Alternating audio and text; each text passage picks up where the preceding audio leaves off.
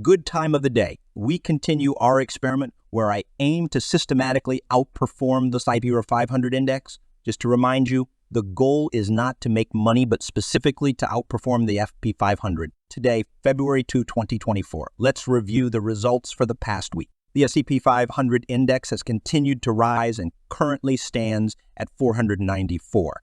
This represents a 2A increase since the start of the experiment. Now let's take a look at my portfolio. At the moment, the liquidity of the portfolio is just under $95,000, indicating a slight dip. I want to emphasize that the short positions you see are exclusively sold options, and they're all hedged. While there may be short-term losses, I'm in the process of building and shaping positions primarily through selling call and put options. All positions are thoroughly hedged, so there's no significant risk. Now let's examine the portfolio's performance. Currently, the portfolio is down 8 from the starting point. The SP500 has outpaced my portfolio by 10, reflecting the 2 increase in the index and an 8 correction in my portfolio. I want to reassure you that all positions are hedged, and I'm not overly concerned about the short-term fluctuations. Now, looking at the 500, I want to reiterate that I don't predict market movements. My strategy is well hedged and balanced, adapting to whichever direction the SP500 takes. At the moment, time decay works very well. As I continue this experiment, I'm also preparing a hedge for my future main portfolio, which will consist of top-quality stocks.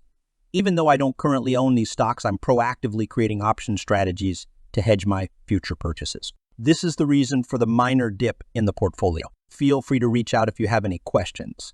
This week, the Federal Reserve had a meeting, and Jerome Powell indicated that interest rates might need to be held longer. The market reacted slightly, but nothing alarming to investors. We're continuing the reporting season, where Facebook and Amazon reported very well, but Google dropped noticeably. Based on this data, someone draws and plots that the market will go up or down. This is all nonsense. You need to change your trading philosophy. Now, you have a trading philosophy that with the help, be it technical analysis or fundamental or liquidity in the system or some other factors, will help you determine the price movement. 95 of investors think so. These are the 95 who lose money in the market. You need to change your approach to the fact that I don't know where the price will go. This is 5 of traders, and this is how they earn money. But how then to invest and trade, you ask? I will tell and show it. We'll keep monitoring the situation, and I'll continue to update you weekly. There may also be short videos throughout the week with interim reports. Subscribe to the channel, and let's continue this journey together.